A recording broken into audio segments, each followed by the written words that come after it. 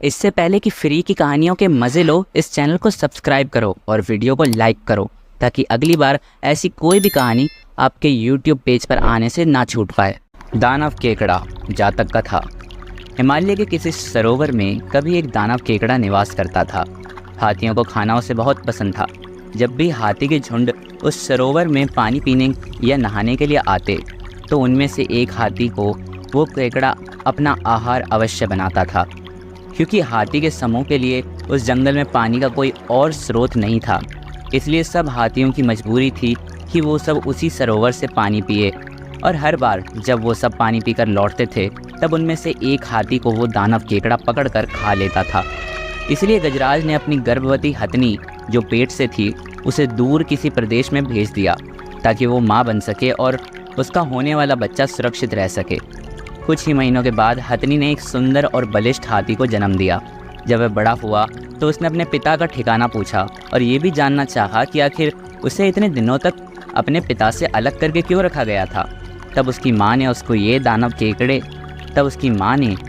उस दानव केकड़े के बारे में सारी बातें बताईं। सारी बातें जान लेने के बाद वह बच्चा हाथी माता की आज्ञा लेकर अपने पिता से मिलने हिमालय के उसी वन में जा पहुंचा।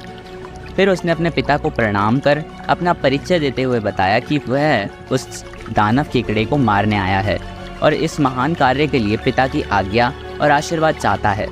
पिता ने पहले तो उसकी याचना ठुकरा दी, किंतु बार बार अनुरोध करने से उसने अपने पुत्र को पराक्रम दिखाने का एक मौका दे ही दिया।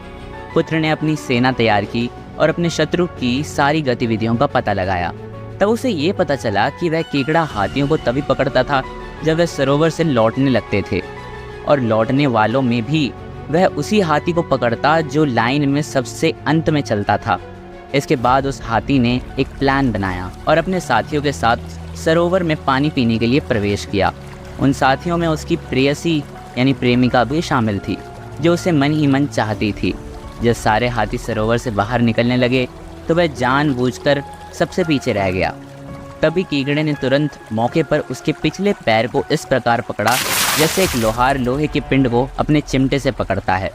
हाथी ने जब अपना पैर खींचना चाहा तो वह टस से मस ना हो सका। घबराकर हाथी ने चिंघाड़ना शुरू किया, जिसे सुनकर हाथियों में भगदड़ मच गई। उसके बाकी साथी उसकी मदद को आने के बजाय इधर उधर भागने लगे। हाथी ने अपनी प्रेयसी को पुकारा और उससे सहायता मांगी। प्रेयसी उस हाथी को सच्चे दिल से प्यार करती थी। तत्काल अपने प्रेमी को छुड़वाने के लिए उसके पास आई और केकड़े से कहा, तू है एक बहादुर केकड़ा, नहीं है तेरे जैसा कोई दूसरा। वो गंगा या नर्मदा नहीं है शक्तिशाली तेरे जैसा कोई बंदा।